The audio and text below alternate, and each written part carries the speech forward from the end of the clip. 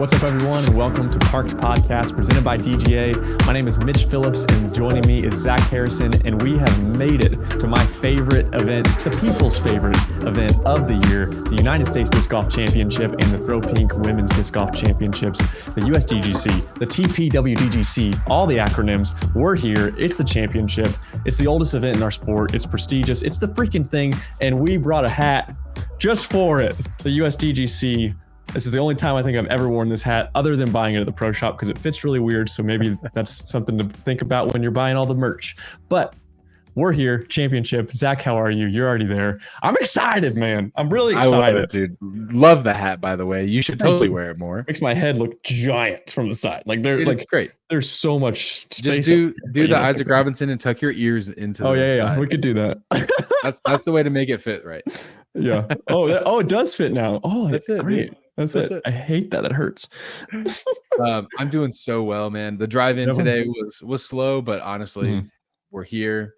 I'm got a house with my buddies. They're over here watching some hockey, and we're gonna be out there playing some courses and watching every round for both Throw Pink and USDGC. Heck yeah. I mean, okay, we can't move past hockey because I feel like there's so much baseball and so much excitement. Like, oh, baseball, but then our team didn't make it. I'm like, cool, baseball's done, dead to me. I don't care. Yeah, Braves didn't make it. Hard to watch. I watch a little bit of it, but then also I feel like I jump to hockey before I jump to NBA, and then I end up swapping. Like it's like I never follow either of them the entire season, and then it's like I'm excited about this. Oh wait, am I? And then I don't know. So this year though, I'm committing to hockey. No NBA for me this year. Sorry, basketball. I'm committing. NBA isn't exciting until the playoffs anyway. So it's true. And I'm planning on going to some meeting my, I guess, hopefully one day brother-in-law he's going to fly from Tampa. I'll fly from Atlanta. We'll go to like some random arenas and go do that a couple times this year. So that's in the plans. Awesome. Just like, hey, let's go to see Tampa play Seattle and we'll fly there for the day. So that's a Predators game. Yeah. Go to Nashville. Cool. Go to Nashville. Mm-hmm. Yeah. So that's in the plan. So I'm excited. Hockey. I think Bolts play on Friday, I believe. I think that's our first game. Yeah, so, we're cheering on the Cats over here. So no Panthers. But let us know in the comments below. Let's go. Yeah. Hey, it is what it is. But yeah, let us know in the comments below if you're excited for some hockey or what you're looking forward to following now that we're getting into the fall season. It feels like fall, and this tournament really does make it feel like fall. We're coming out of the Northeast. The leaves are starting to change, but when you get to USDGC and there's pumpkins next to the tee pads and there's all the little details, it just feels like fall disc golf, and it is incredible. It's my favorite event ever, and talking about that, it's first year, 1999, right? First year we ever had the United States Championships.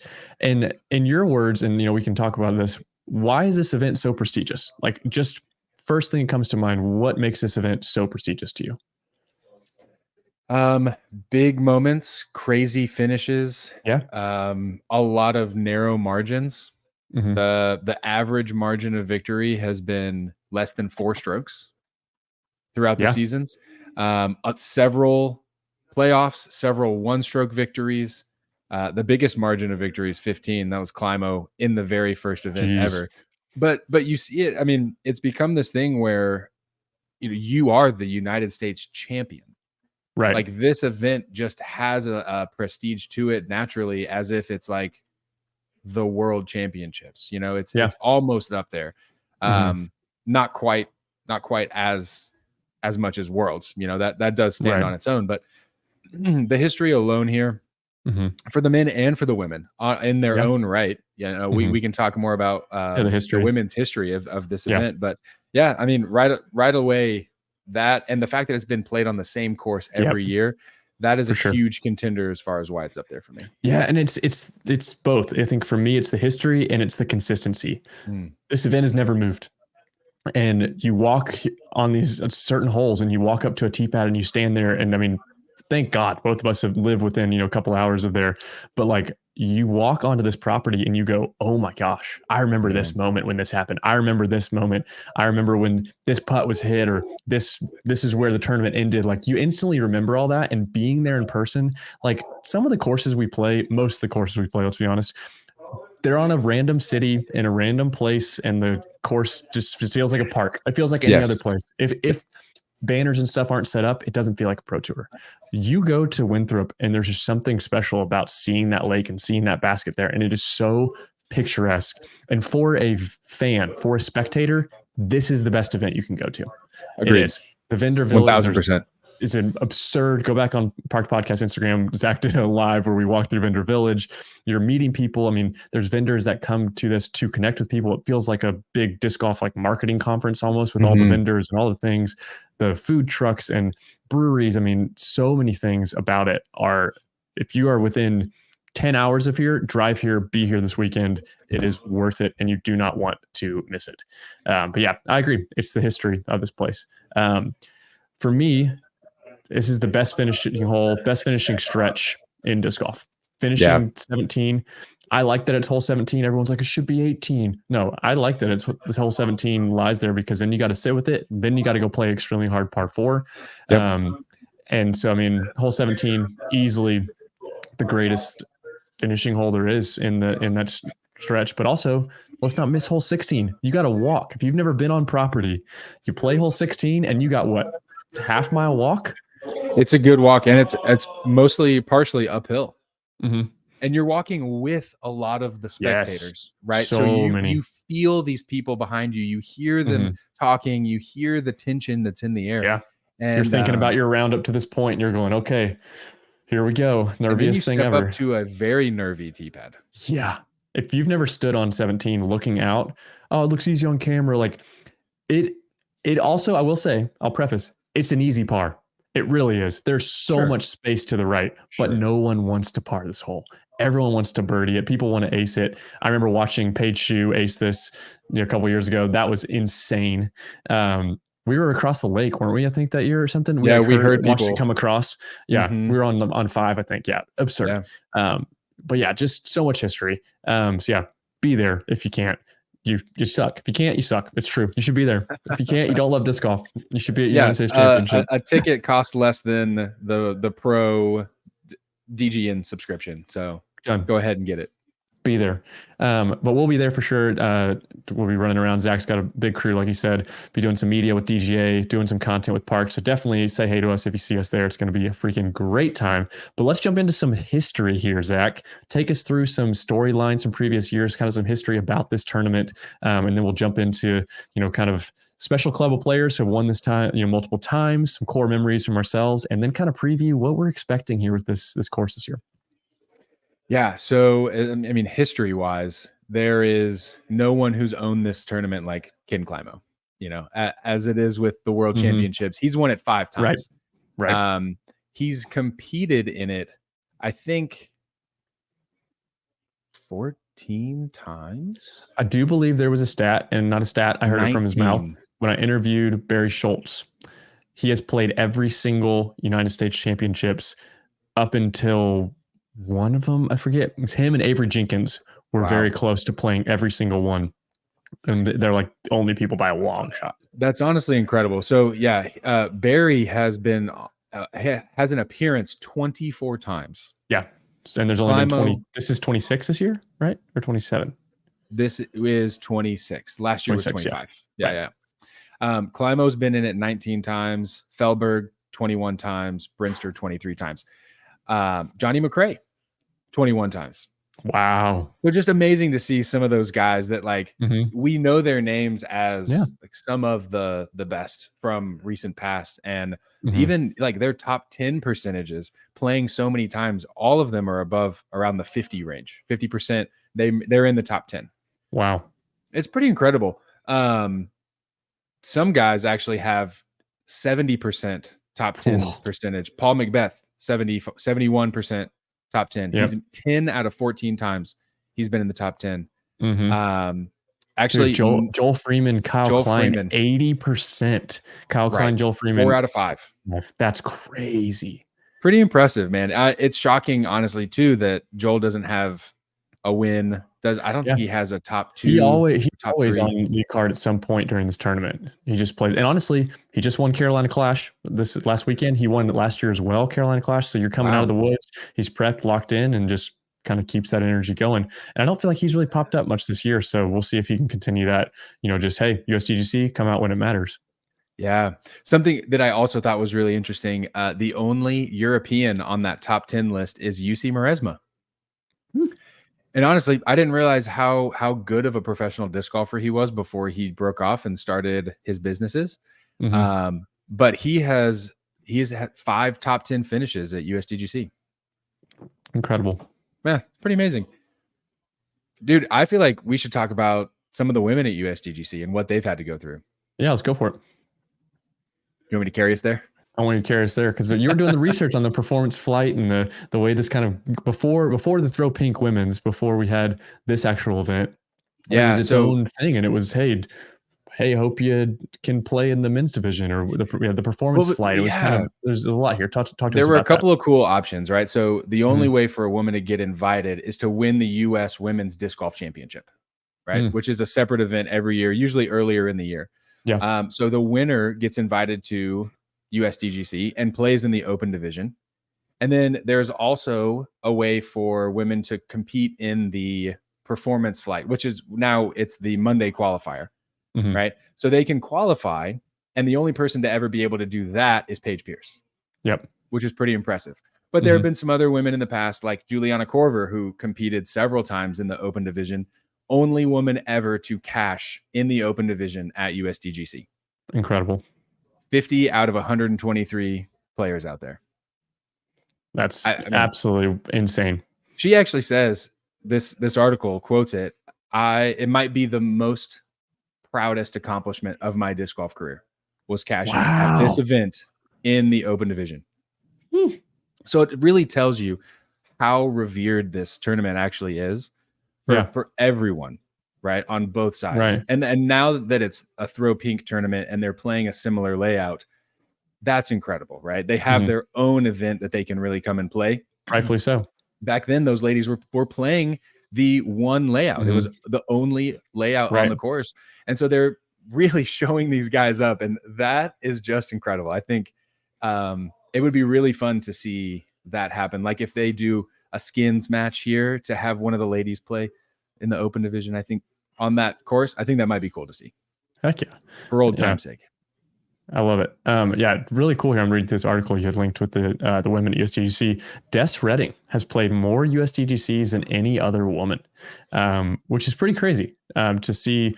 Maybe not the best finishing, but also being able to just like be there and say, "Hey, I've played more USDGCs than every other woman," and that's never going to change now because of the Throw Pink. Right. So that record's set in stone. But yeah, I love that the way we've seen this tournament evolve to now have the Throw Pink Women's Championship, and A tier, but we can't get past this. Why is this not a major? And should it be? They have the U.S. Women's Disc Golf Championship. It's been its own event. You already alluded to that earlier. It happened earlier this year. I believe Missy Gannon won it. Is that right? Yes. I believe she won that this year. I don't like it. I'd rather it go, hey, your major is this one too. It feels that way. It's celebrated that way. The trophy is that way. The prestige is that way. Holyn Handley joining us here in a bit. Like, it's worth just as much, but it doesn't get the title. If you win Throw Pink, in my mind, you've won a major. I don't know how that doesn't make sense, but I guess it's just the balance of that would give them one extra major. Yeah. Right. I think that would just replace it. It would replace the U.S. Women's Disc Golf Championship, and it would become the Throw Pink. So we can honestly we can get Holland's opinion on this, but I think if it were me in that position, it might be nice to have a women's event where, especially like seeing what they did last year in Texas, where it is all ages. It is designed for women. It is a course chosen and designed for women. I'm like, that is something that you don't get here at Winthrop, right? That is, it is tailored toward women in the sport. And let's be honest, if we've seen any big boom lately in the sport, in my opinion, it's been with women getting locked in and watching their favorite pros and like attending clinics.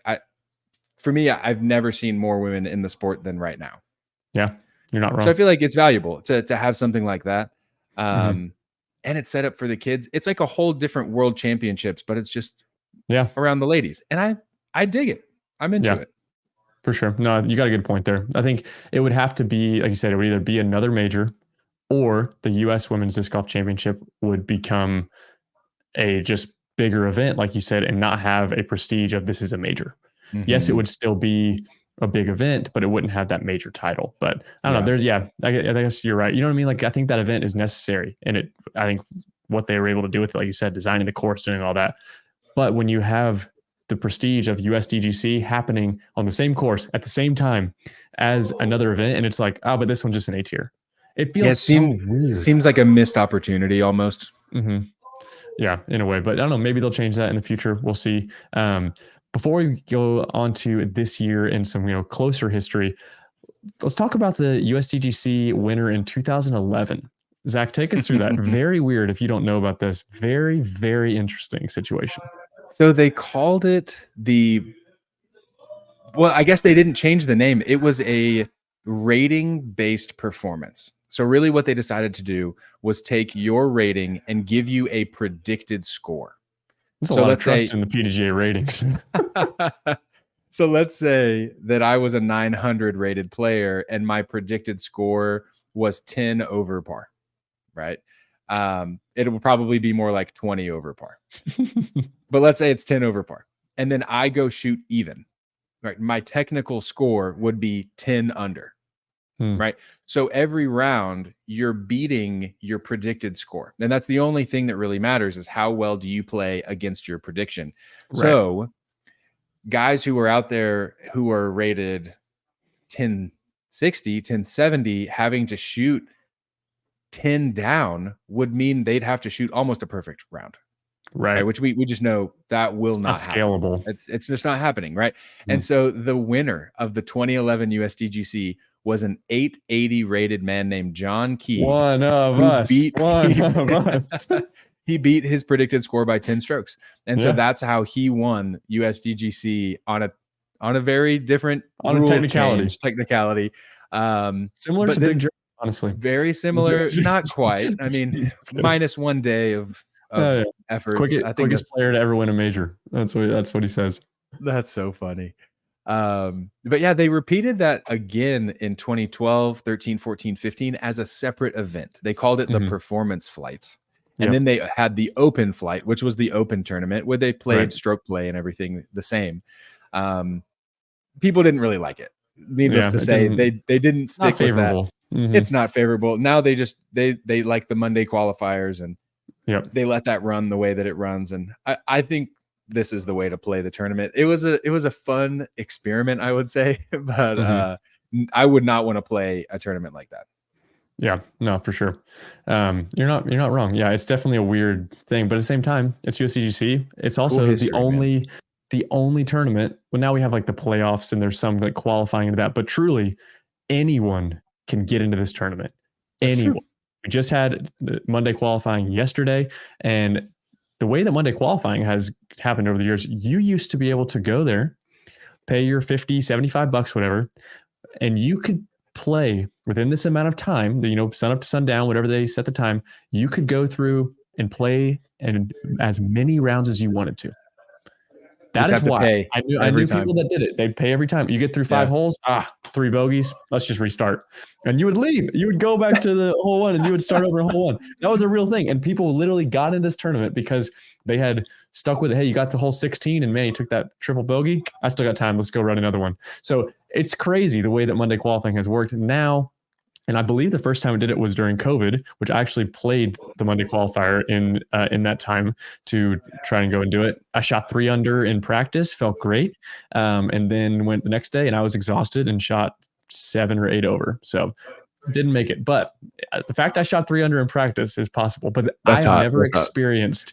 Thank you. I've never experienced any kind of pressure like that in my life, and that's just me coming in. I don't play on the Pro Tour. I don't like that's right. There's no other pressure other than just like, man, this would be freaking awesome. Also, I don't even know if I can make it mentally and physically through 4 days at Winthrop. That's a whole nother thing. But anyone can play this tournament. And we've seen some wild things happen where we have people jump in. And there are a couple people who do get to play this. You alluded to in the past, the U.S. Women's Championship. They get in to play. This one, we have the collegiate national champion gets in. The amateur does the amateur national championship or an amateur US amateur championship winner gets in. Nice. And then there's one other one I forget, but I know it's collegiate gets in for sure with that as well. So really cool. But Monday qualifying this year, I believe this is the hottest, most ridiculous, stupid round that has ever happened in Monday qualifying. For history, we've usually seen 3 under. This like even shooting even par sometimes is in the conversation. That's right. I believe there was a year where there was a 3-way tie at -1. One down in 2022, I think it was. Yeah, and it was like people got in, but shooting just 1 under par. And like for reference, yesterday 1 under par. There's no ratings because it's USDGC, but I would assume it's pretty stupid to shoot the 1 under par. And there's some big names that had to play this and did not qualify over the amount of spots over the years and everything. One of those being Drew Gibson, who just didn't have the greatest year, didn't play. I don't believe he played all the tournaments either. But he shoots and makes it in with we'll start at the bottom here. John Blackburn, 997 player from Wilmington, North Carolina, jumps in, not even 1,000 rated, shoots 4 under, jumps in. Our very own Andrew Miranda, little Drew, come on, Andy, gets in with a 4 under par. Rough start. Starts 2 over through 3, and then comes out and just hit some really good birdies. I believe he birdied all of the par 4s and 5s. Like he just, except for 18, he was able to play for par. But yeah, I mean, he just used the distance, used that control, and absolutely shredded it. Dan Hastings, Team Another Round member, being able to be a local North Carolina player, solid 1,005 rated guy, shoots 6 under to get in. Drew Gibson, 7 under. He notoriously plays quite well at this tournament. He usually makes a lead card here and there. Someone who's known for, I think it's because of mid-ranges. He throws mid-ranges so well with so much control.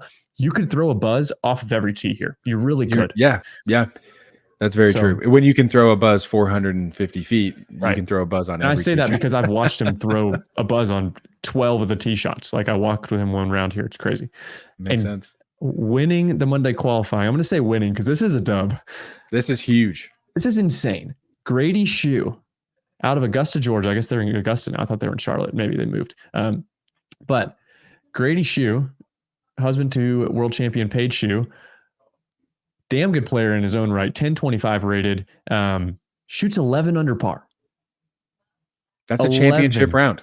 That's a championship round. That might be one of the hottest rounds we see this weekend. Like, I would say maybe hot round -13 would be pretty nuts. But if you can shoot -11 there, like you're there. And he didn't play the full tour, didn't do a lot of that this year, but he shoots 8 down on the back 9. Yes, only missing hole 14. Unbelievable, wild. Man. Like that's kind of similar to like the run that Gannon had last year, or in when he double bogeyed 2022, when he double bogeyed and then went 5 in a row to close it out on Niklas. Like that is unbelievably good. It's ridiculous. And to birdie, I mean, to get 17 and 18 is absolutely crazy. Like that's not normal to get 17 and 18. Yeah, 15, 16, 17, and 18 all have their own challenges. No doubt about it. So, but I mean, picking up a bogey on 9, he went short, that would be short on 9 with the new trees, which let's talk course changes real quick as we're talking Monday and now we're back up to pace here. History lessons done. You can wake up, students. We're done with history class. But hole 9 had some weird iterations over the years where the poles in the way, it used to be the lima bean hole. I mean, there used to be multiple islands you could hop to. This hole is seen in last year. It was like Christmas trees, like fake weird things. Now we got these giant trees in boxes that forces more of a hyzer flip. It's I like that they keep changing it, but I do think that this hole it needs to find an identity and stick to it. The drop zone still sucks so bad. That's true. You're like an Annie weird shape on a raised basket. It's so weird. I don't like that. But yeah, he bogeys that. But other than that, I mean, goodness, that round was stupid. So 3 pars, 2 bogeys, and 13 all birdies. Do I think he's going to be able to replicate that and be in the top 10 this week? Maybe, but I doubt it. I think he just was fired up coming out of a bad round of Carolina Clash and just popped off. On the FPO side, guess who gets number one as well? His wife, Paige Shue, gets first place. Only the top two advance into the USDGC. But I mean, that's got to be a record. First place on both sides of the coin. Yeah. Making it into the USDGC. So they got to find some childcare for this week. But I mean, absolutely amazing to see that happen. Paige Shue shoots 2 under, and I'm not familiar with this name at all. A Canadian player, only 909 rated. Sandy Hendel shoots even, beating out Erica Stinchcombe and Macy Valdiaz to be able to play on there. Oh, we're getting word here from Gage. That is Martin Hendel's sister. That makes sense. Martin Handley plays incredible out on this course. I believe he was lead card last year or 2 years ago. He was lead card. Last year. So really cool to see. Hey, it runs in the family, man. If you want to play good at USDGC, have a significant other, have a sister or brother that's good here too, and you too can make Monday qualifying. But I love the Monday qualifying. It's incredible. It's a cool opportunity, right? For locals, no for people who look up to this course to give it their shot. Mm-hmm. No doubt. Speaking of their shot, let's talk about we go back to history for a bit. There's a special club of players who are multi-time USDGC winners. Those are only 4 people. Ken Climo, Paul McBeth, Barry Schultz, and Will Shoestrick. Everyone else who's ever won this tournament, we talked about previously, have only won it one time. This year, I think there's a chance another name goes on that list. It's got to be Gannon Burr, in my opinion. Freaking Burr, dude. The way that he played this event in 2022, I think he knows his mistakes he made in 23. And he definitely he's going to do it. I'd be very, very surprised if he did not do it. So maybe we see his name jump in there. Kyle Klein has played here consistently over the years and done really well. So there's a chance maybe he joins that list. But this is the list that I think is even more important. The list of people who have won world championships and USDGC. Ken Climo, McBeth, Schultz, same amount of people in there. Joins this in the historic names here, Feldberg and Doss, and the newest joiner, James Conrad. So that list is even crazier. And the people who can join that list, and one who got the podium finish here last year, is Isaac Robinson. Quietly kind of got the podium finish last year. I say that because I literally talked to him, interviewed him, had no idea he finished on the podium. Did not know. I had no clue. It was pretty funny. I was like, how'd the week go this week? He's like, man, felt pretty good. I had no clue he was on the podium. That's funny. But he's a friend, so it went over well. But yeah, I think there's a chance that Isaac could definitely join that group, and that is a historic elite group. So 100%. I gotta say, dude, and I know I pick him all the time, but Ricky, I want him to do it so bad. The man wants this. He has had second place finishes for the last few tournaments in a row, and he is right there. And he's never won this event. He's never won this event. He can add himself to that Worlds Plus USDGC list. Yep, you're right. I would love to see Rick be able to close it out on this course because he has everything it takes. Yep. It's usually just one round that gets him, and then he just climbs back. But it's usually this one round that is not good and then climbs back. But someone that could win this tournament and also is trying to figure out how to win this year, Paul McBeth, never out of the conversation. Never out of the conversation here.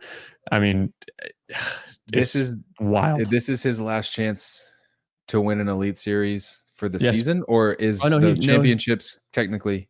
I guess technically, I would count it. If you win the Pro Tour Championships, I would say that probably counts as an Elite Series plus. I would count it in the history books for sure. Because he's trying to continue his record, right? Of however many years in a row, 10 years in a row, or 12 years in a row. That he's had a win on the tour. Yeah, it's something like that. And Ricky will beat that for sure if he keeps going the way he is. But yeah, I mean, core memory for me here, McBeth hitting that putt. That was the first year that we were doing media, first year Park Podcast existed. Hayden and I went and just said, hey, we're the podcast you never heard of. This is a special place for me and for this podcast. And the fact of doing disc golf media, it brings tears to my eyes almost of we interviewed 35 players, 40 players in one weekend. It was stupid. And my first interview ever was a kid that I actually got to play on a card with. Randomly, I forget Garrett. No, I was walking with him at Des Moines. Garrett Everson, got to walk with him and be like, dude, you're my first interview ever. We interviewed a guy that pulls the rake, that rakes the lake. We interviewed just all kinds of people. So really cool. But seeing Macbeth and that whole weekend, Hayden was standing next to Paul Ulibarri. Uli's gripping his shoulder, the whole thing, and watching Macbeth against Kyle Klein in that playoff in 2021. And it was absolutely ridiculous seeing that happen. They play that commercial every tournament, I feel like, of that moment. Oh, yeah. And it's insane. So I think Macbeth, he knows he can win here. He knows what it takes to win multiple times. He's in the conversation. 1000%. 1000%. Dude, speaking of just core memories, Gannon's win in 2022. Yep. Solidified. That was your first time, wasn't it? That was my first year. Wait, that was your first ever pro event, wasn't it? That was my first pro event. You're right. I forgot about that. Yeah. Yes. And we were here the whole week, so we watched every round. That's right. And dude, just watching him like from hole 14 when Niklas bogeyed after he was tapping in for par and misses it. And Gannon had just drained a like 60-footer death putt. That they show that clip a lot. That is true. We're right behind him too. We are right behind him in that clip. And dude, that sealed it. And then to do it again on hole 17 from circle 2 to cash his putt, and then Niklas steps up and misses his, knowing that now he's one stroke behind. And Gannon gets a flawless birdie on 18 to finish it out. I'm like, this dude will just slit your throat and let you bleed everywhere. I'm like, what is this? Is unreal. It's like he is so good. And that was 2 years ago. I remember you and I 17. walking down the road on 50 after 14. You and I were walking, and we did a live video thing, just talking like who's going to win this tournament. I was like, Niklas, he's got it. There's no shot. Like the way that Gannon was playing, and he started to fall off, and then man, Gannon just came out of nowhere. But yeah, let's jump to 2023. We're going to jump into Throw Pink when Holyn Handley joins us here in a bit. We'll talk about the history of that event a little bit with her. But Kyle Klein, after just losing the playoff against Macbeth, finally gets it. And man, did he get it. He was ahead by so much. I believe at one point he was ahead by like 7 or 8 strokes. It was crazy. He was ahead by a lot in that final round. Was absolutely just taken out, and then almost throws it away. He gets a 7 on hole 18 to only win by 1 stroke. It was a crazy finish to see him almost have it slip away. And I mean, he was, I believe it was one point he was like 9 or 10 strokes ahead. It was crazy. Honestly, I don't remember how much he was ahead. It was a lot.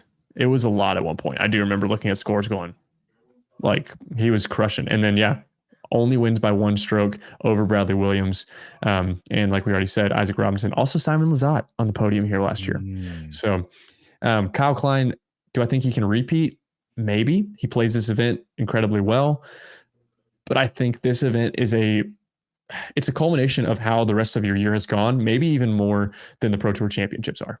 I think this says how much you got left in the tank, how much focus do you have, because this is the most punishing disc golf course that is played all year long. And it's right there in front of you. There's not much blind shots other than maybe 1 or 2 tee shots. Everything's right there in front of you, and you know how to execute and everyone knows this course.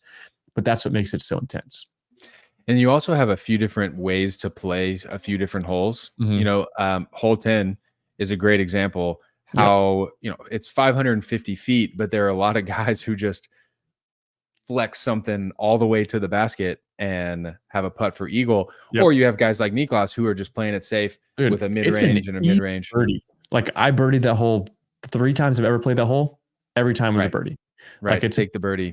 It's not a hard hole. But you saw Gannon he goes for it. Right. And so it rewards these players like Gannon or like Simon or Calvin who are like, I'm going for it. We're going to make the risky play, risk it for the biscuit. Right. And I love those holes. I love courses that allow for that type of play. If you want to go for it, you can. Yeah. It's just a risky move. Everybody else is going to get an easy birdie. True. And this is a course, like you said, going for it, but I also think this is a course where you can stick to a game plan.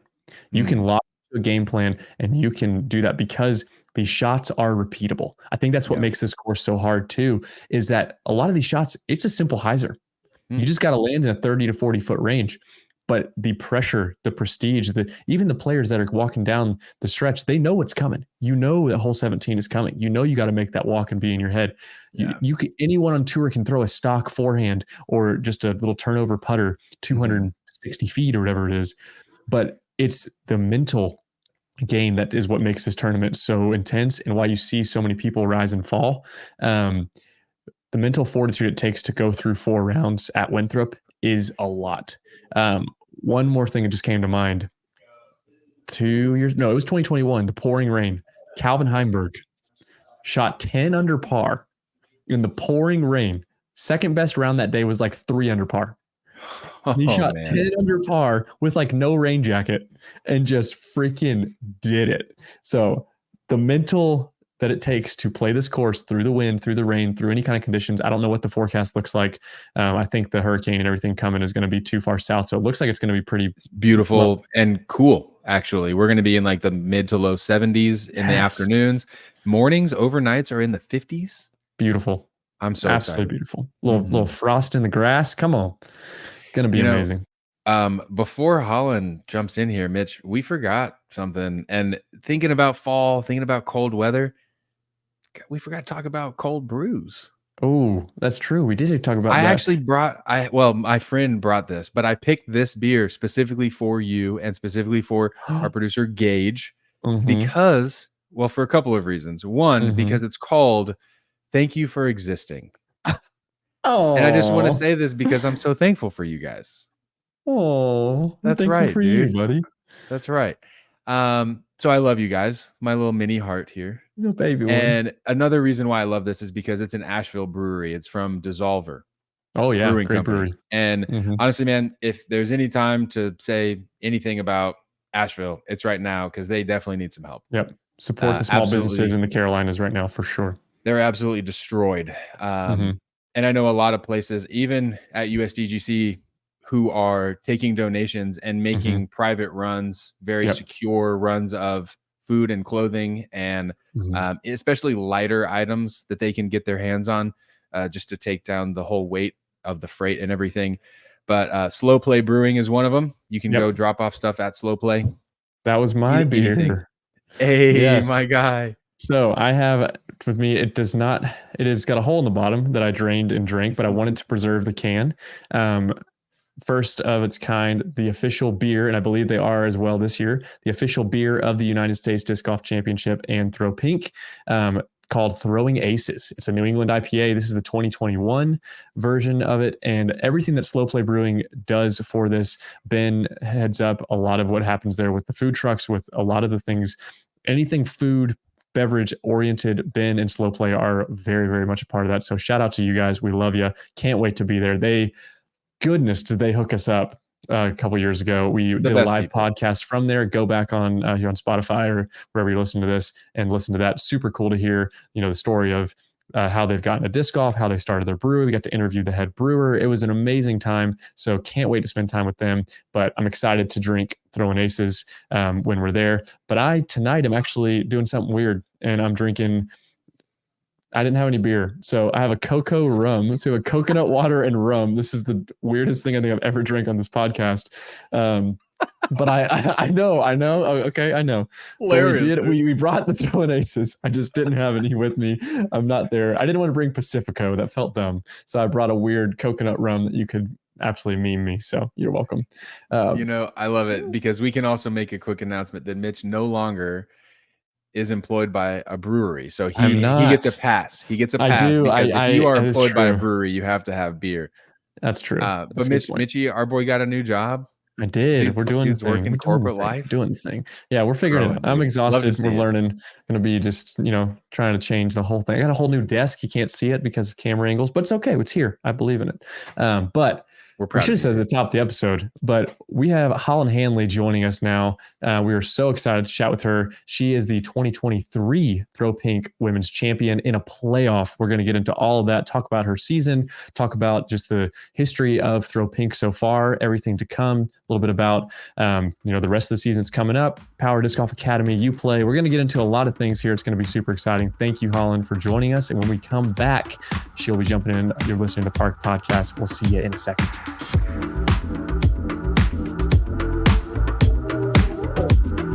Welcome back to Park Podcast. Joining us now is the 2023 Throw Pink Disc Golf Champion, Holyn Handley. Holyn, how are you? Thanks for joining us. Hey, thanks for having me. I'm doing great. You're in Rock Hill. I'm sure you've been getting practice rounds and everything going on. What's the week been like? How's the season been? Kind of give us take a little breath. You're almost to the finish line. Yeah, I mean the week's been great. So kind of got busy. I've been having some sponsor meetings and some interviews and dinners and stuff, but got all the practice rounds in. Planning to have a pretty chill day tomorrow. I think the only thing I have to do is the press conference and checking in and all of that stuff. And I'll go play a couple holes, but as far as full practice rounds, we got those in. And then as far as the season as a whole has been, it's been awesome. I think certainly my most successful one so far. And in terms of just how much fun I've gotten to have, outside of disc golf, it's definitely been probably the most fun year on tour as well. Can you talk a little bit about that? Because your entrance into the tour life was maybe a little bit different than a lot of people who maybe go out and grind on some local A tiers or go start traveling the country with A tiers, but you kind of jumped into the tour pretty quick and early on. Can you talk about that? Yeah, I mean, when I started playing disc golf, I kind of found it a little later in life than most of the people on tour. I found it just shortly before turning 25, so I've only been playing for about 5 years total. Wow, that's crazy. And, yeah, I mean, I found it the same way that almost everybody finds it, right? You're just kind of looking for something to do that's outside. Yep. I was working the office job, the 9 to 5, and was just wanted to get out a little bit more. Had tried a bunch of different hobbies. And then, my boyfriend found a Jomez video just randomly on YouTube, just popped up, and it looked it's an easy thing to get into. You go to Dick's Sporting Goods, you buy the $25 starter pack, you go play a little free pitch and putt. And then just got hooked. And, I found myself spending almost all of my spare time, throwing in the field. We couldn't really go to leagues and stuff during the week because they were all so far away from where we lived at the time. So I did a lot of field work, a lot of watching videos, YouTube videos, just how do I throw better? And I mean, I never really had, at least early, I didn't have any competitive aspirations really. I just wanted to get better at throwing because I liked throwing. In fact, my boyfriend likes to make fun of me because he said he was oh, they have tournaments, and I was I'm not gonna play tournaments. Yeah, if you play tournaments, I'll come watch. And now it's the opposite. He never really doesn't play tournaments anymore, and all I do is play tournaments. So right. So how long was it? Sorry, how long was it before you started building your own course? I mean, I built the course only about a year ago. Okay. Yeah, so in terms of getting on tour, it wasn't until the very, very end of 2021 that I decided to do it, because 2021 I played a few tour events. I was living in California at the time, and that was the year that U.S. Women's and Worlds were over on the West Coast. So I played those two, and I played LVC, I played OTB Open. Kind of dipped the toes in I just kind of wanted to see where I stacked up with the touring players, and I cashed in 3 out of 4 of those events. I think I was first out of cash at US Women's. I double bogeyed the second to last hole to knock me out of cash. Wow. So it was pretty close. Yeah. And then picked up a couple A tiers late in that summer, won the Veterans Park Open. And I remember I went on Smashbox talking to Terry Miller about Veterans Park Open, and he specifically asked me are you going to go on tour? And I said no. And then really? 2 weeks later, changed my mind. Wow. Was there something that happened? What changed your mind? So we were planning to move from California back to Texas, where I'm from, because we were ready to be close to family. California was getting a little expensive, and we were kind of just ready for a change. And I just couldn't get myself to get into the job search, because I wanted to be responsible and have something lined up, or at least be moving towards that. And it just kind of in the back of my head, I was like, I don't know, man, 930 rated, you've cashed these events, you've won some A tiers, and that's like without dedicating full time and effort to it, you know? And so I kind of did some math, looked at like the finances and like, you know, how much money did I think I could make? And like, how much money did I have saved up? Like, what would it cost? And I was like, I could swing this, you know, even if I just did it for a year and it sucked, then, you know, I go back and I get a normal job and I move on and it's fine. Rather go for it instead of just being, man, what if I ever did that? And yeah, exactly. And we're like, yeah, it's, you know, I had enough saved up that I could afford to pay my half of the rent back in Austin and like not do anything for a year. So like, why not go try this? And then that year ended up being really successful. I think I only missed top 10 like 4 times. Didn't miss cash. And was able to like actually make money while still paying, you know, for an apartment. And then leverage that into getting on the team Discraft and getting a pretty nice raise with that. And now it's just been kind of onwards and upwards since then. Yeah. What do you think was the difference there? I feel like not many people's story is like your story to jump in so quickly. Were you playing other sports? Were you, you know, obviously I would assume you were. What sports were those? And do you think that there was anything that kind of prepped you for disc golf, especially mentally too? You know, jumping into tournaments, it's a whole different mindset. They're just, hey, we're just going to go play at the park. Like, what was that like for your upbringing and competitively before disc golf? Yeah, so I mean, I've been playing sports since I was 4. My biggest one though was volleyball. Like I started playing when I was about 11, 12 years old, and I played all the way through college. I played Division III college volleyball and was pretty good at that. So definitely, like, I know how to like learn, you know, a fine motor skill. And you know, disc golf, like I was completely self-taught, just looking at YouTube videos, looking at how are the pros throwing. You know, put them in slow motion, going frame by frame, seeing their body positions, and then just coming up with field drills that would help me, you know, get a little closer to what they're looking like.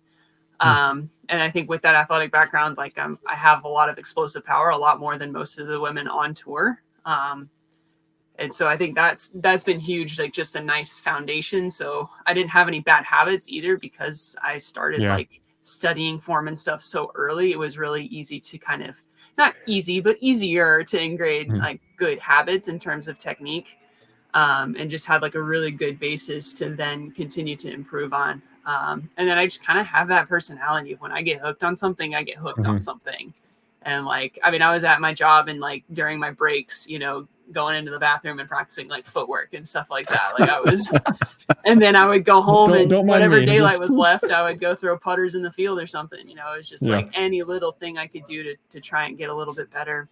And I was just getting better for the sake of it. You know, I wasn't like comparing myself to other players. I wasn't like burdening myself with all of these, like, well, you have to get this good by this time or anything. It was just purely like, I want to get good. I don't care how long it takes. And we're just going to, like, this process works and we're just going to stick to it. Well, I think, I feel like you've achieved that. I think you got good. I think you did a pretty darn good job. You did it. Yeah.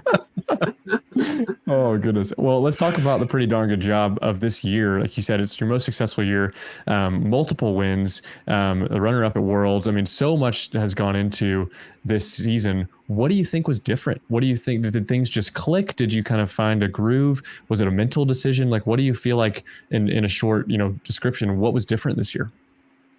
Yeah, I think it's just been a continual process of getting better.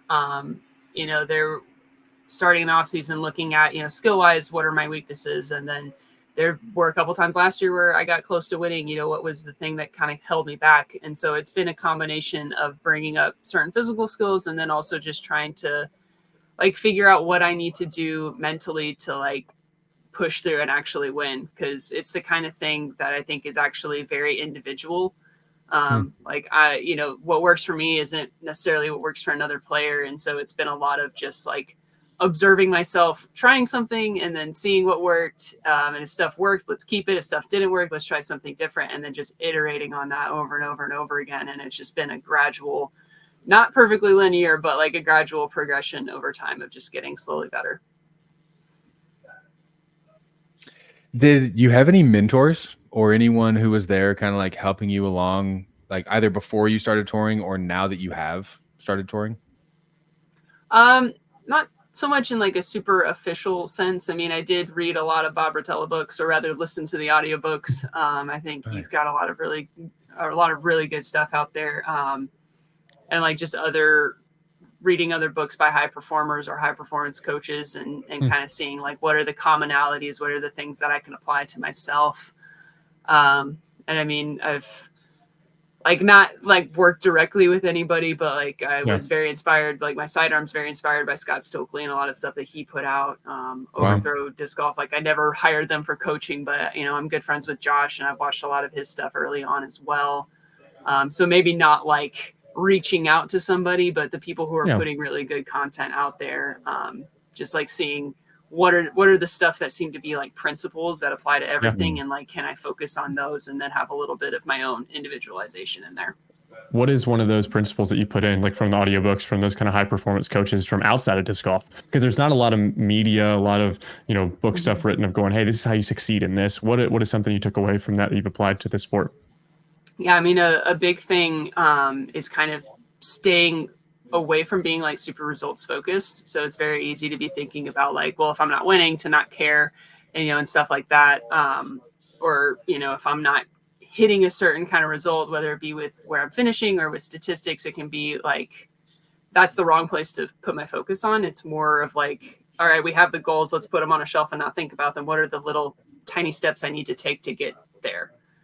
And in terms of the mental side of things, of like, well, what headspace works for me? And a lot of times it's just being patient. It's kind of like not worrying about the results, and kind of the biggest thing that Bob Rotella teaches is like, you choose how you think on the course.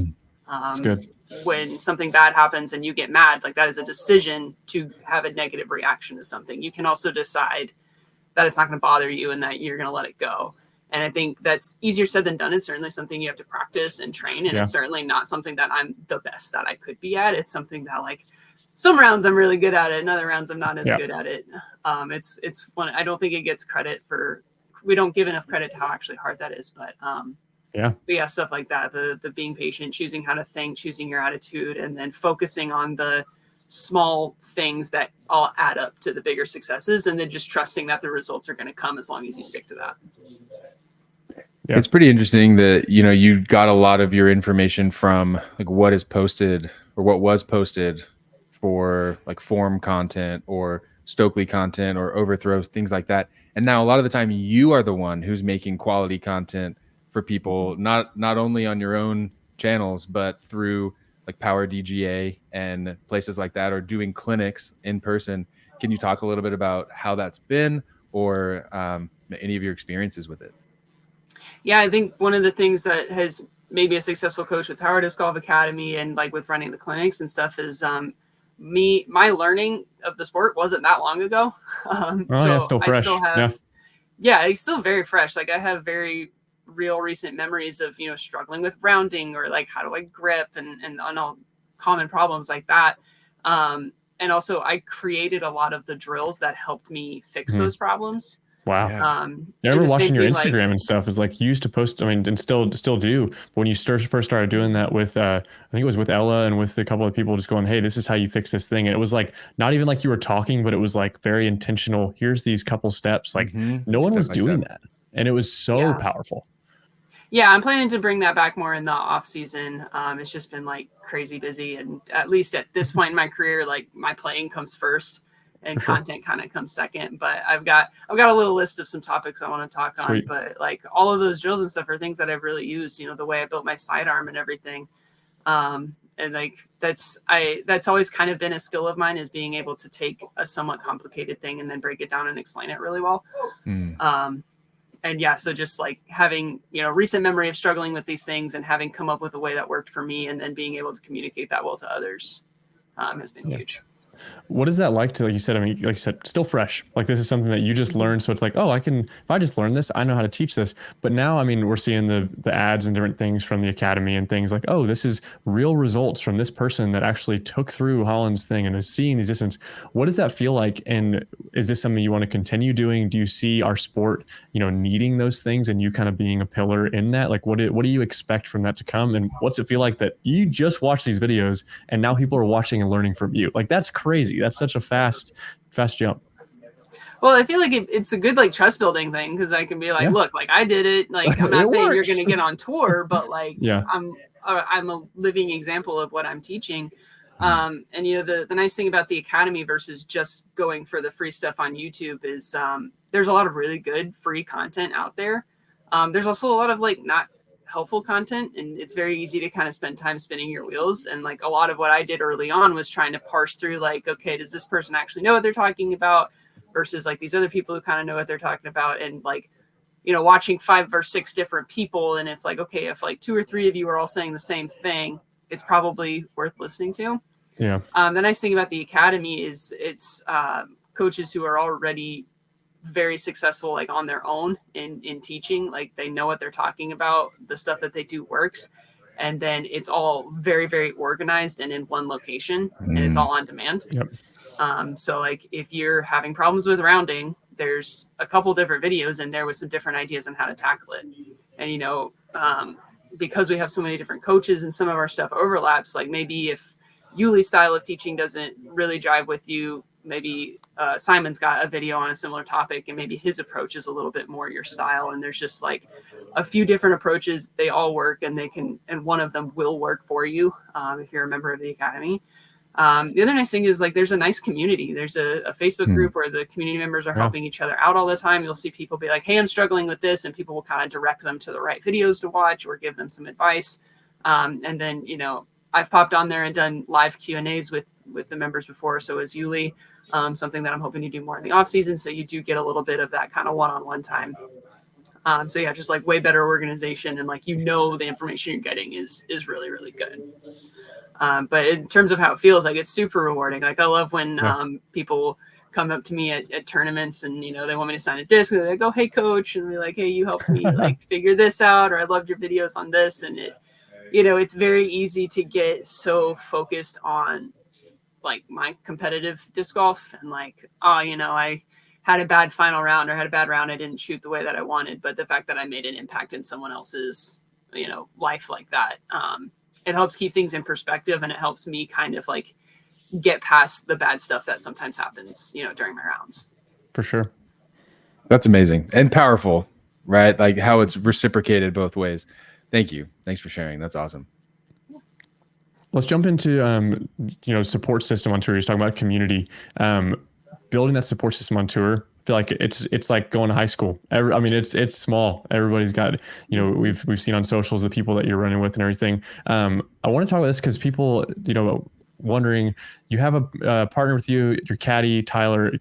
What is that relationship like? And also just caddies in general. What is it like to have someone with you at all times, and kind of talk about that relationship and, what it feels like week to week to week to have a consistency there? Yeah, we've been together well before disc golf. We started dating in college. We've been together for 9 years. I've only been playing disc golf for 5. Yeah. But yeah, it's been something that takes certainly a lot of communication, and just like how, I take my game and I'm following a process and I'm iterating on things and trying to always get better. I think we do that as like a caddy player duo as well. And I think, and I know it's been speculated upon of like, having your significant other as your caddy, like how does that dynamic work? And it's certainly something that takes effort and intention and a lot of communication, but like we start from a foundation of we're on the same team. Like we both want me to perform well. So, if things go wrong, like if I don't execute a shot well, or he makes a suggestion that I go with and it doesn't work out, like there's no reason to ever get upset with the other person about that, because there was the intention is there, right, to do better. I think he especially does a really good job of coming into it with like no ego. Like he's not there. Like this is the thing you see sometimes with caddies is they'll be like, they want to be the one that makes the suggestion that makes the difference, which is not the attitude to have, because it's not really, as the caddy, it's not about you. It's like, how can I be that support? How can I be what the player needs? And so, it's been a lot of discussions of like, when I'm playing my best, like what's going on? How's my headspace? How's our conversation? And like I told him at one point, like I told him one of the best things he ever did was throw pink last year when I was winning and I didn't know, and he was just calm and he didn't let on. Like I didn't know until hole 18. And I think that was because I didn't know, it didn't put any pressure, and I was able to just keep playing. One of the best things he does for me is to just stay calm. when things are going well, when things aren't going well. I treat it, we liken it to like when a little kid like falls and hurts themselves and they'll kind of look at mom, and if mom freaks out, the kid cries. But if mom's chill and is like, you're fine, get up, the kid's completely fine. It's like that. Yes. Yeah. So who's more the mom and who's more the kid in the situation on the course? Oh, I'm the kid. I'm the kid on the course for sure. Like, was that good? Was that bad? How much? Yeah. And yeah, like if I'm like that, usually he's just like, because he knows if I'm asking questions or if I'm unsure, that's not a good sign. So sometimes he'll give the advice when he thinks it's warranted, but a lot of times it's just like, no, let's get you back to where you're just making your own decisions and trusting yourself, because that's usually the best results. Right. And then it's a lot of like every round, we talk. Usually it's on the drive home. We'll go hole by hole, talk about what worked, what didn't work in terms of shots, and in terms of like maybe things that we did. And we'll think like, what worked, what didn't work, what do we need to do different? And then let's let the bad stuff go and focus on the good stuff and move on. Yeah, it's powerful to have that consistency too. I feel like so much in our sport, you'll see top players post on a local Facebook page, hey, so-and-so tournaments this week, anybody want to caddy for me? And I'm like, I don't know how you do that. Like I rarely have had like a caddy like every now and then for just like random things for like collegiate nationals. Like, just random little things or something. And it's like, I'm just like, hey, I just want to vibe. I'm not trying to have you tell me what to do. Like that is not an easy thing to do, but to have consistency behind that, that's powerful. And that's a lot of the success. You look at golfers, that's a full-time job that are, people that know the course, they know that. Do you ever give Tyler study points? Like, hey, we got this tournament coming up. You better be studying these holes, better be looking at these changes, better be on those forums. No, I don't make him study anything, but he does do at least one practice round with me. Usually, ideally, it's the first one. So we can just kind of talk shots and he can see me try a bunch of different things. That way, when we get into the round, we kind of know more context to like the reasoning behind some of the decisions that I'm making.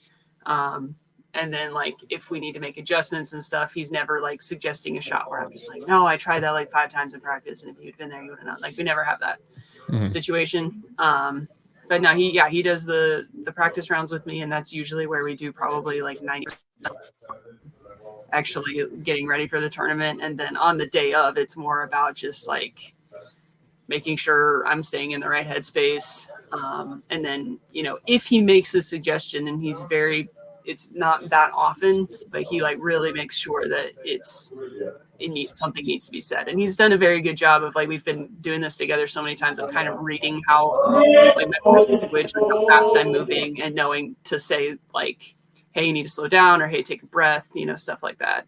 And yeah, he's gotten very good at that. Yeah, that's important to have. And I think developing that relationship of knowing what's coming and what's not. Let's go back to, we're almost to the end of the year. We got USDGC, Throw Pink, and we got Pro Tour championships, and that's it. I want to go back to some highlight points that we've seen from you, from as a viewer, as a fan of the sport, as watching it. One that comes to mind, and maybe your top thing from this year, is the putt that you hit at Beaver State Fling. That legitimately, like, I screamed like at the television, like literally, like what, like absolutely insane. Take us through, that moment, and then maybe some other, highlights from this year on the course. And then once we do that, I want to hear some moments kind of off the course of like what's going on, not disc golf related. Yeah. So funny thing about that putt. So the last 2 holes have elevated baskets. And so I noticed that during practice, and I spent a lot of time that week practicing. Like I put at my campground, I put my practice basket on the table, and I spent a ton of time practicing deep circle 2 putts, to an elevated basket. Because I was like, hey, this might matter this week. And then, it ended up being the putt that sends it to a playoff. But yeah, that was kind of a culmination of some lessons from the year of like, I'm kind of a realization that I don't necessarily need to be right about things, but I need to have belief in myself. So I am kind of just a logical person for the most part, where I want to be right about things. Like if you ask me a question of who's going to win this week, I should say myself, but like, I want to say like, oh, well, it's, looking at, the style of course and who plays well, it's probably gonna be this person or this person. And like the correct answer, it doesn't matter if I'm right about who's going to win. Like you don't get prize money for being right. you get prize money for winning. And understanding that like I don't need to be right, I just need to have like belief, and when I'm playing well, I don't need to bring myself back down to earth, you know, where like, okay, yeah, you're not hot shit, like come back down to earth, that sort of thing. Yeah, truly. And so, you know, I had kind of a slow start that round at Beaver, and was kind of out. It kind of looked like I was out of it. I think I bogeyed like hole 14, and had, you know, experienced a lot of frustration in that little stretch of holes because I'd hoped to get my round going. And I kind of just like flipped a switch and tried to like just be over like super, super positive and super like, you got this, you're a good putter, you're super clutch, you're good at these last holes, like just really, really positive self-talk. And, you know, walking up to, I had a really hard putt on 17 and just telling myself over and over and over again, like, you're clutch, you can make this putt, you got this, you got this, you got this. Like, probably look like a crazy person talking to myself.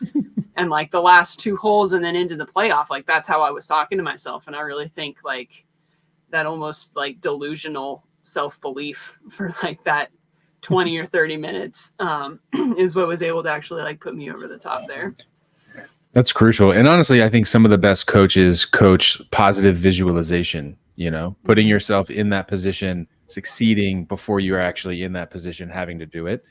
Was that something that you've read or something that you've like learned from anyone else? Or is that just from as a competitor, you know, a collegiate athlete?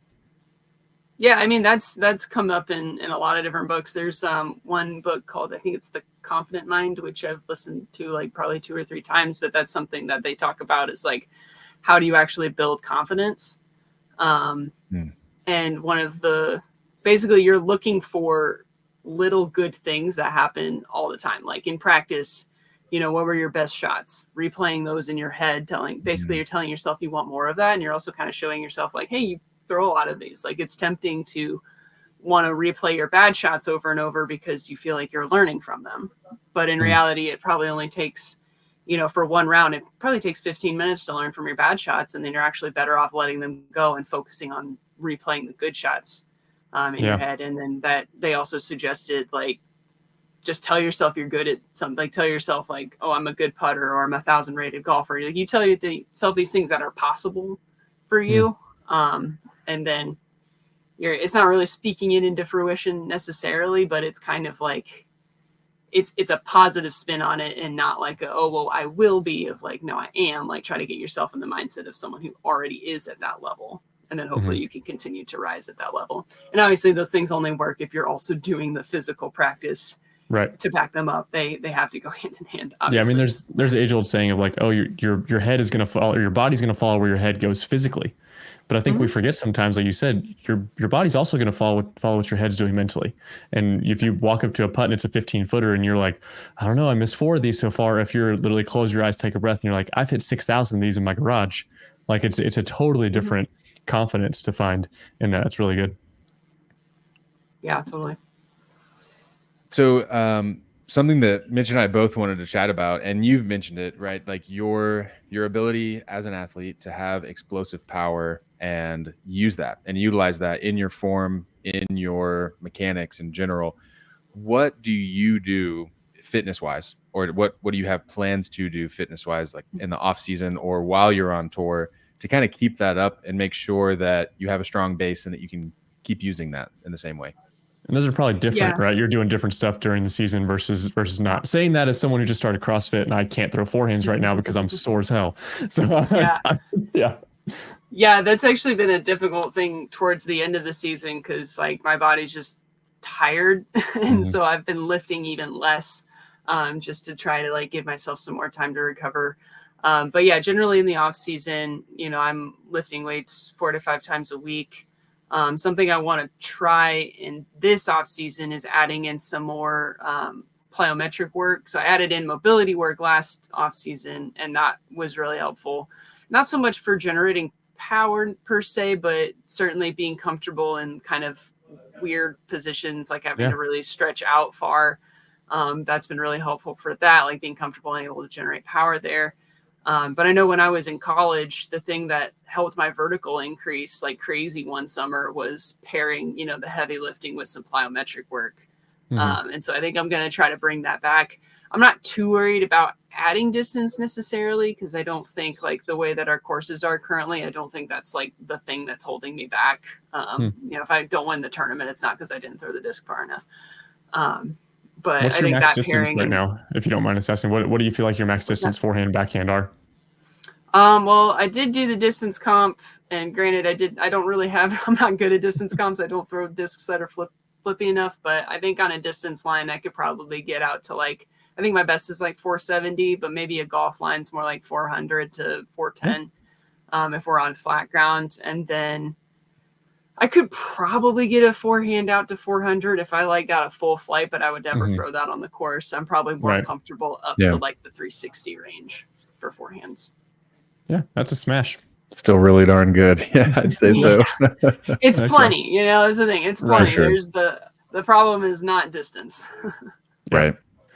Going back to the lifting stuff too, you saying, so during training and these kind of plans you're doing off season, when you're in season, what does it look like to be on the road and find, places to train? Are you at, gyms? Are you, doing stuff, body weight things? What does that look like? Yeah, so on the road is a lot harder because obviously you don't want to be sore during the tournament. Right. And so what I've been doing is usually 2 to 3 days a week that I'm lifting. And it varies week to week a little bit just because like sometimes there's a gym right there, near where I'm staying. And sometimes I have to drive 45 minutes.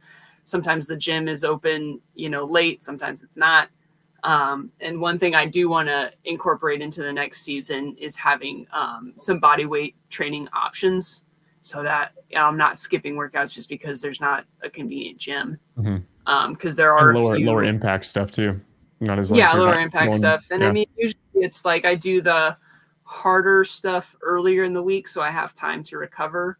For most of the season, I would, Sunday night, I would do like my heavy squatting and RDLs and stuff like that because then I'm traveling on Monday. So I'm not really needing to throw or anything. It's fine if I'm a little bit sore. And then I would get Tuesday and Wednesday. Tuesday would be kind of like the harder upper body workout. And then Wednesday would be kind of some smaller stuff that's not going to make me sore. And then doing a little bit of mobility work kind of throughout. And then now, like this back half of the season, I've been having a little bit of like issues with back stiffness. So I haven't been doing the heavy lifting because it seems like every time I lift heavy, I'm like stiff for 2 days. And then I get over it by the tournament and I'm throwing normal, but I practiced while I was really stiff. So that's a problem that I need to tackle this off season and I'm considering actually hiring a coach to kind of help me like fine tune things and save me a little time having to experiment with that.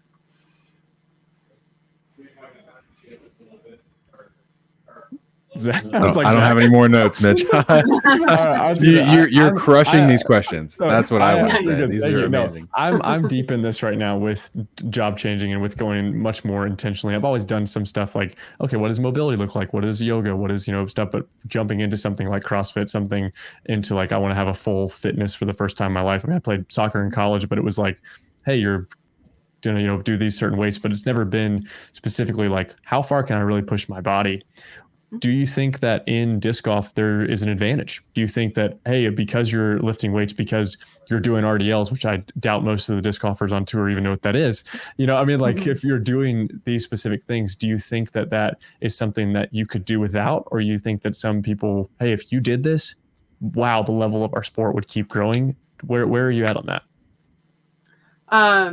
So if anyone doesn't know what an RDL is, it's a Romanian deadlift. It's basically it's working your hamstrings and your lower back. Gage was asking. He's like, please explain. Gage in the chat. We got run, dance, laugh. Really dumb lumps. Really dumb lumps. That's nice. But yeah. You're holding the bar out in front of you and you're basically hinging at the hips. You're using your hamstrings and your lower back to bring the weight back up. It destroys my hamstrings. Thinking about RDLs destroys my hamstrings. But to answer your question, and the short answer is yes, I do think it would make a huge difference for the people who aren't doing it. And I think if I'm not lifting weights for a long period of time, like I start to have issues, in joints and stuff. Like a lot of the upper body work that I do, I'm not like pushing, heavy bench press or anything like I did, like I might have done in college, but it's really trying to get like a nice deep stretch with something that's challenging so that I have that full range of motion with my shoulder. It's doing like the same thing with, tricep press downs and bicep curls, keeping the elbow healthy so that my, doesn't hurt when I throw forehands. There's intentionality behind it. You're not going, I just want to train to train. You're going, hey, my forehand needs to have a little more consistency. Hey, I need to strengthen these certain joints and stuff for disc golf. Yeah. Yeah. Just overall health. They're highly specific, and I'm doing I'm training calves and shins because I need to keep my ankles healthy. I don't need to be rolling ankles every time I step in a hole on accident. I need to keep my knees healthy. I off and on will have some right knee issues just because that's my plant leg. And so doing really deep squats, really deep Bulgarian split squats. I started doing more Cossack squats. That's a really deep side lunge, stuff like that, to be really strong in different directions and through full ranges of motion so that I can just handle the demands of the sport. That way, if you do slip on the T-pad or something, it's not a season-ending injury. It's just okay, ow, and then you move on. So it's resiliency, it's longevity. And then, for the people who haven't really lifted before, it would probably add a little bit of distance and some explosive power, especially if it's paired with more explosive movements, like jumping and that sort of thing. I think if you're doing just strictly muscle building style, you're not going to get that much more explosive from that. But if you're doing strength and some plyometrics in there, you are going to get more explosive from that. Yeah, that's huge. No, I think it's definitely, the advantage is there, and it's saying, but also going, hey, you're taking it seriously. We've talked to a lot of disc golfers on this podcast this year, and the intentionality of, hey, how do I prep my mind? How do I prep my body? How do I really get myself into this position? This is your job. You're taking this seriously, and you're going, hey, if I want to, I just started a new job myself. Hey, I'm in an account executive sales role. I want to read books on how to sell better. I want to read these things. I want to have an understanding to do that. With our sport and where it's at now, do you think the next generation of players is focusing on that? With you jumping in so quickly, do you think the barrier to entry is rising in our sport?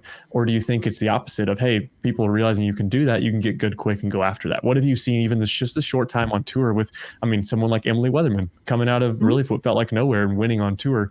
Do you think that's going to happen more? Or do you think we're our sport's growing where that barrier to entry is changing? Yeah, I think it can definitely still continue to happen. We're a young enough sport, and especially on the women's side, that someone who's a really good athlete elsewhere, you think myself, a Taylor Kochek, who's a heptathlete and is now the U.S. distance champion. If you have a really, really good athletic base and you have the desire and the patience to learn how to throw a disc well and to learn the mental side of the game, that's absolutely there. And I feel since I've gotten on tour, it's about 2 people a year who hop on and have that high ceiling. And of course, you don't necessarily know how much work, it takes a lot of work, even though I did it relatively quickly. And it still was a lot of hours and a lot of really efficient practice and that sort of thing to do. So it's certainly not easy, but it's still very, very doable. And we're also starting to see some women who've been on tour for a little while, kind of at that middle, or maybe used to be a little bit more toward the top. They're starting to experiment with things like weight training and being a little bit more intentional with their practice and that sort of thing. And you're starting to see them elevate their game. So I do think that barrier to entry is rising, but I still think it's pretty accessible for a really athletic person who wants to dedicate the time. No, I think that's great. That's just definitely kind of the answer that I was expecting. Kind of we're seeing change. I think it's good for the sport too. We talk about it a lot. It's okay, how do we grow our sport? It's raising the skill and raising the highlights, raising the, those sports center moments, whatever. Those are a big reason, too, but also people going, I have something that I want to work towards. I want to be able to grow towards. And it's not I picked this up, it was easy, let's go on to something else. Our sport takes a lot of time. Like you said, you were doing, footwork in the bathroom. That's not a normal thing, but no. Being able to be intentional behind it. Well, let's, thanks for sharing all that. I think that's such a big part of, what makes you different and what is really pushing your skill. And you're doing things that people aren't. And that's what it takes to be able to be at the level that you are. Looking at this year as a whole, this year, obviously the greatest success you've had, you made the most money, you've won the most events. What is this year going into next year, and just kind of fast forwarding a little bit? What is a goal you have for next year already?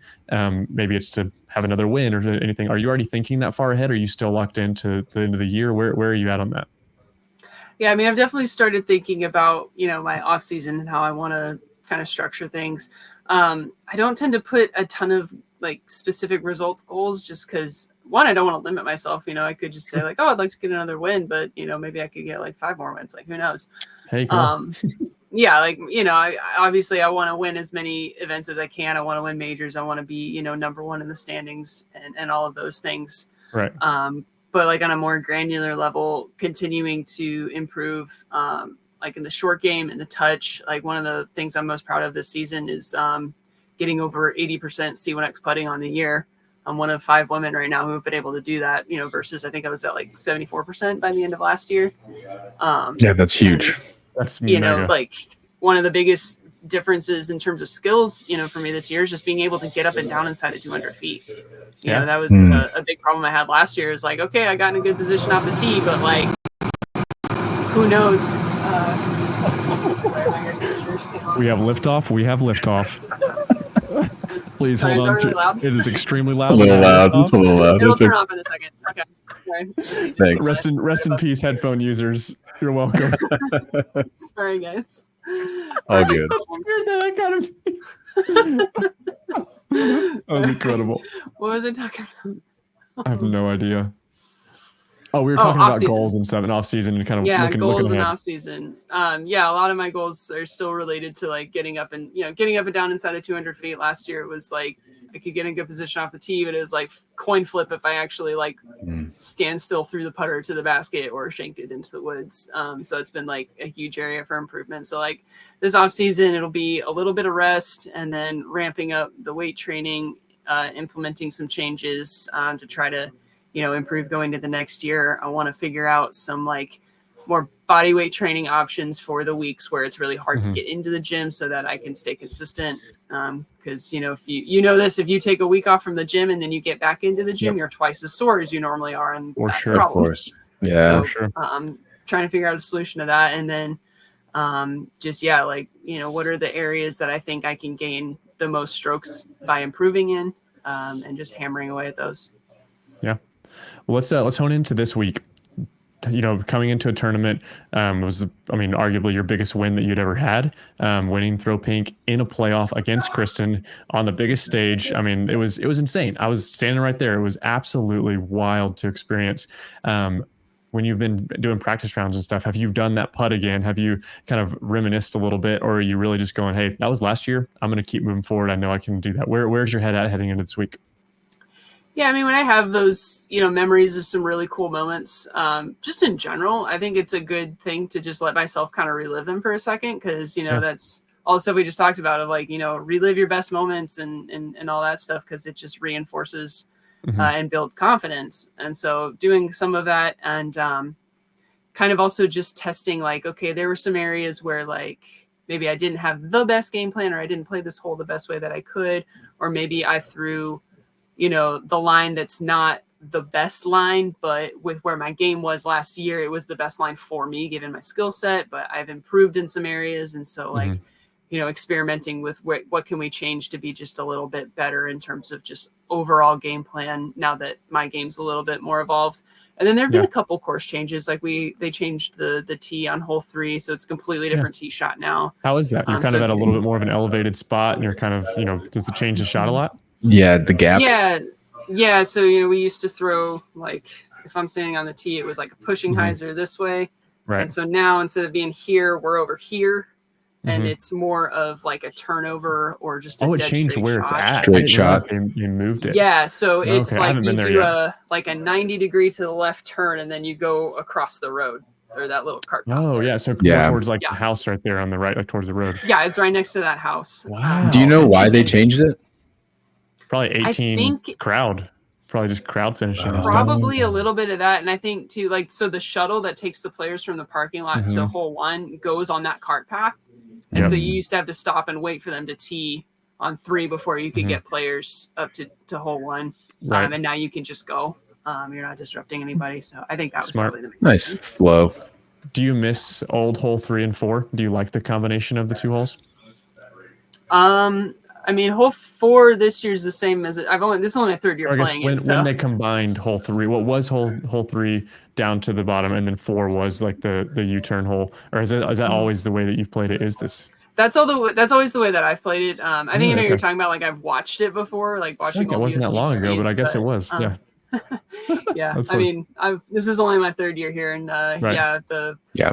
hole 3 was the one that they changed this year, but hole 4 is Okay. that it's been that little Yeah, a tunnel little shot. tiny one. The Yeah. Winthrop Arena or whatever they change it.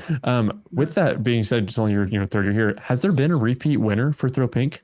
Has anyone won the event twice? No, not yet, I don't because think so. this is only the fourth one. So I think Right. Missy won the first year, then Katrina, then me. Mm-hmm. So Wow. Hey, come on. could do it. Come on. First repeat. Yeah, we were talking all about that, about the prestige of, the amount of people that have won multiple USDGC. Quiz. Do you know the 4 people that have won multiple United States Disc Golf Championships? Ken, Paul, is it Dickerson? Nope. Or is it James? Nope. Only one of each. Oh, they each only won one. Okay. Nate? No. Doss. Good guess. Good guess. Not Doss is Doss? not. Mm-mm. Okay. Shoestrick. Yep. There's one. And then one more. Felberg?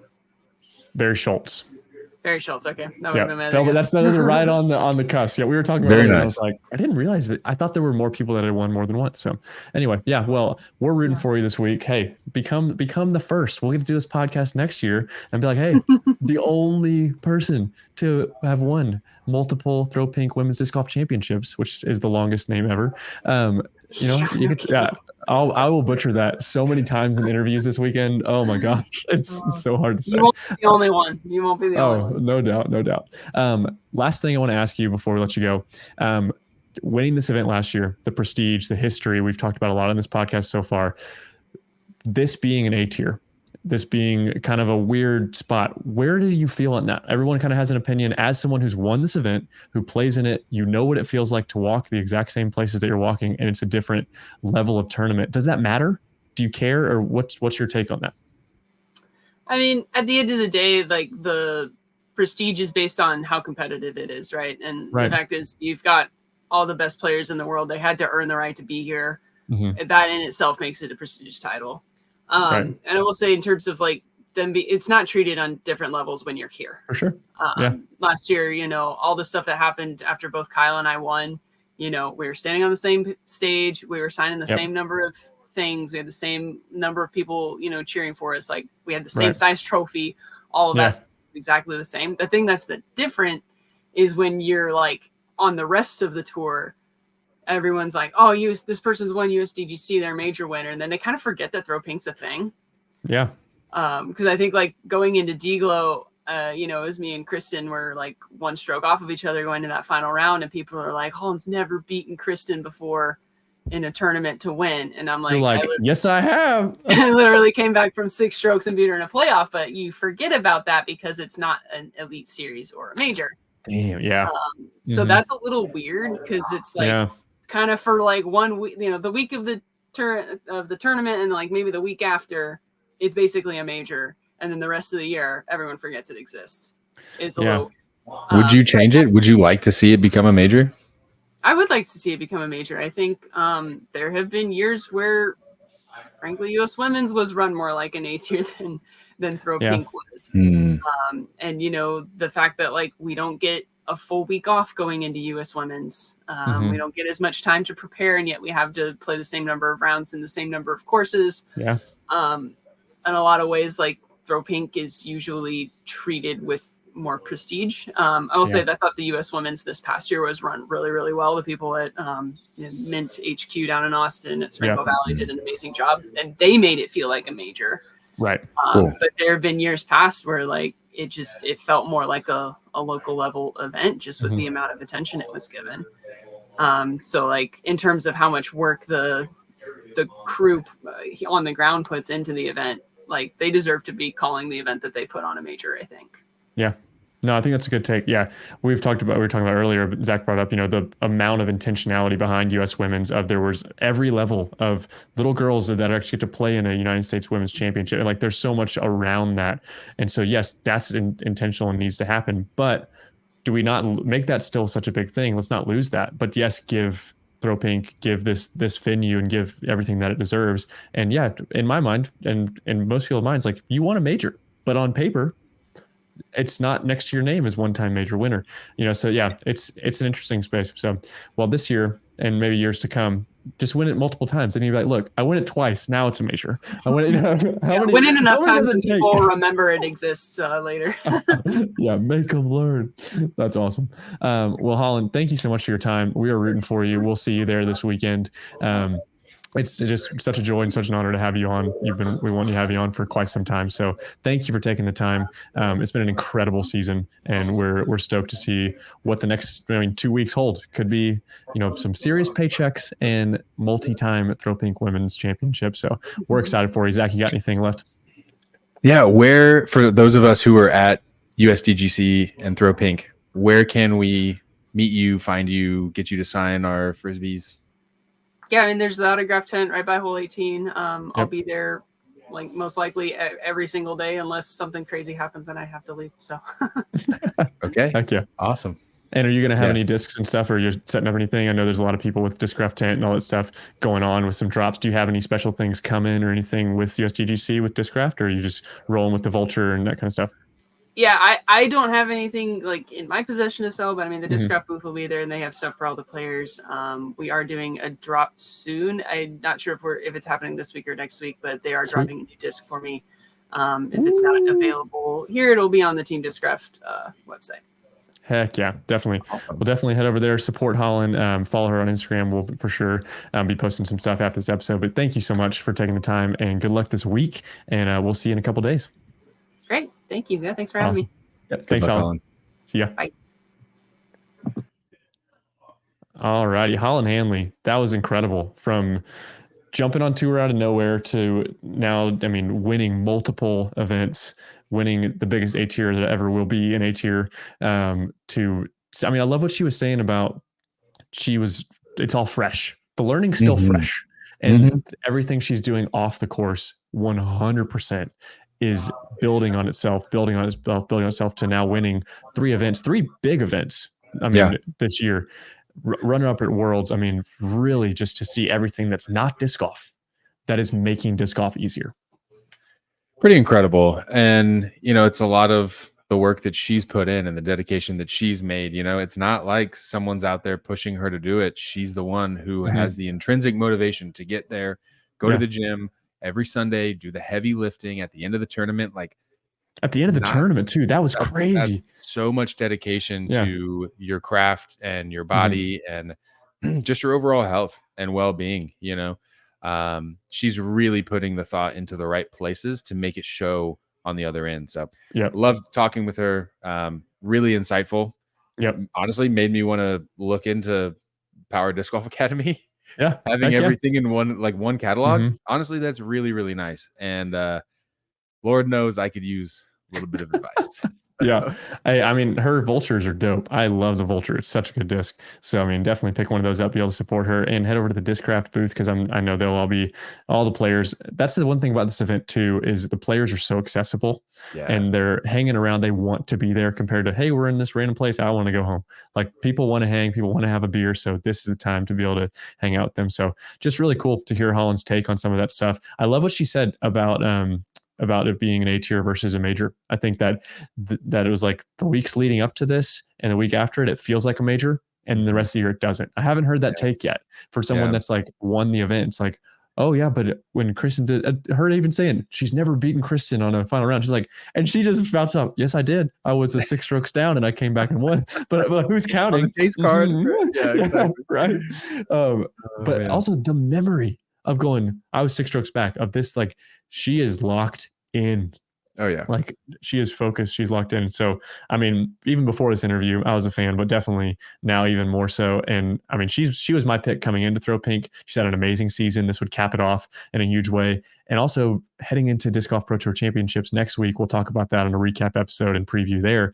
I think she's one of the favorites heading into that as well. She plays incredible in the woods. And I think this event, as exhausting as it is, to go back-to-back weekends straight into Pro Tour Championships, this event preps you in a weird way really well for those places because it is so the margin of error is very, very, very small and very different. So I think if she plays well in this one, it's definitely looking like she could play well at the other. And she's second in points. So she's heading in with a good lead as well. But good she's advantage. my pick this week. Who's your number one pick? And while you're doing that, I'll think of my 2 and 3 at the throw pink as we wrap up here. Number 1 at throw pink. Dude, I think Missy rides a high a little bit here. Okay. If nothing else, she's in my top 3. But I mean, obviously, I want Holyn to win at this point. Like, I would love to see the repeat, especially for the history books. Is pretty amazing.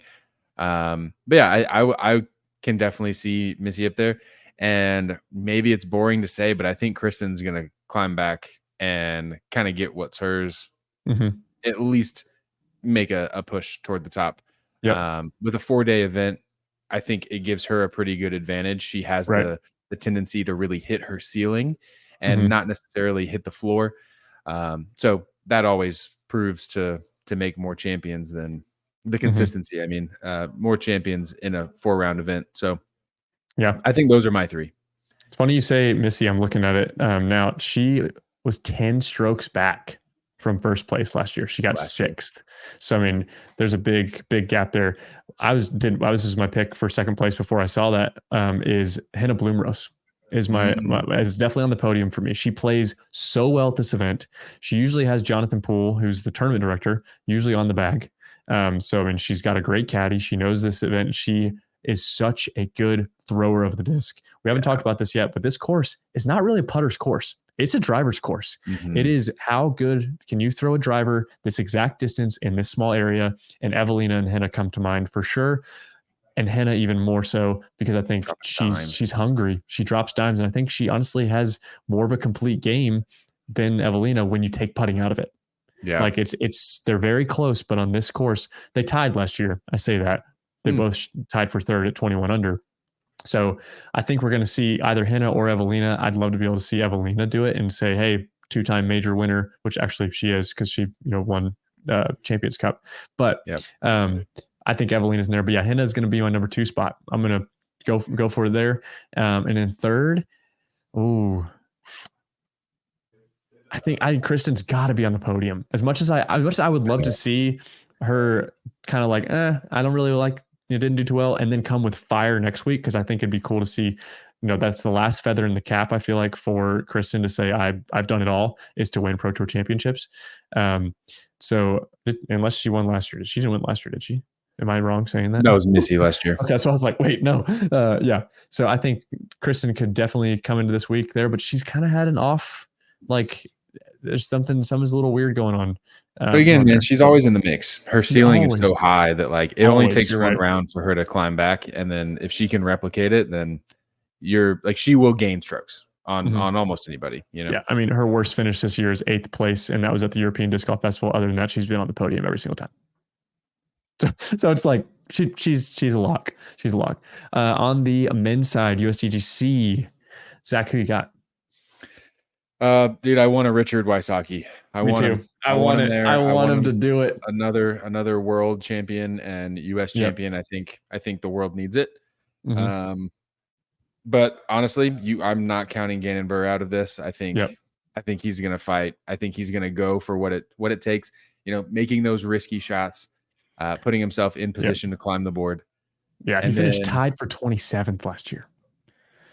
Like, that's crazy. That's a big swing from 1st to 27th. Yeah.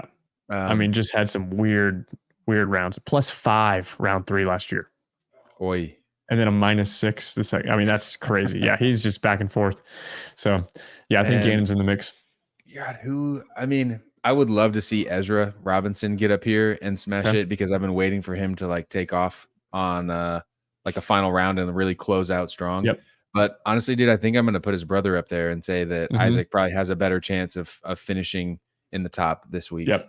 Isaac finished out this tournament last year with a -10 final round, jumping up 10 spots on the podium. Started at 13th and jumped to the podium in one round. That's insane.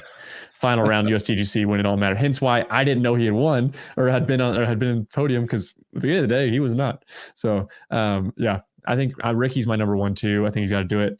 I'm going to go ahead and just put Paul there. I think Paul's going to be on the podium. Wow. I think he's going to do it. He's got the fire in him, and he wants to win this event. I think he can do it. And he's been looking good. Honestly, he's been in the mix much more than we expected. He knows this course better than arguably anyone else. And my number 3 spot, I'm going Joel Freeman. I think Joel Freeman is going to do it. He jumps up in this a couple times, but I think he finally gets on the podium. He tied 5th last year, only by 1 stroke off the podium. Honorable mention, though. Damn, I want Niklas to win. I do want him to win. That's my honorable mention, to see Niklas do it, to chase down the world championships in the way that he did. When it comes to the biggest tournaments of the year, Niklas shows up. But also next week, he plays Nevin and plays those courses incredibly well. Oh, yeah. We'll see. But yeah, that's going to do it here. Man, I love this freaking weekend. I cannot wait to be there. I'll be up there Saturday, Sunday, and you'll be up there the whole dang time. So I'll shoot you over some of the park stuff. Definitely put some stories up or something, get some content rolling, but definitely be following us at Parks Podcast. Also follow DGA. We're going to be doing some content with Gage and the fam and all of our players there as well. But be on the lookout for a lot of content coming. So thank y'all for listening. Thanks for making this far. And yeah, we'll see you at the United States Disc Golf Championships in Rock Hill, South Carolina. We're coming this weekend. Zach, sign us off, brother. Peace, love, and US and throw pink disc golf. We're gonna go. That was terrible, but yeah, we'll see y'all there. Make it the longest name ever. And the USDGC TPWDGC, the Ustica Peace.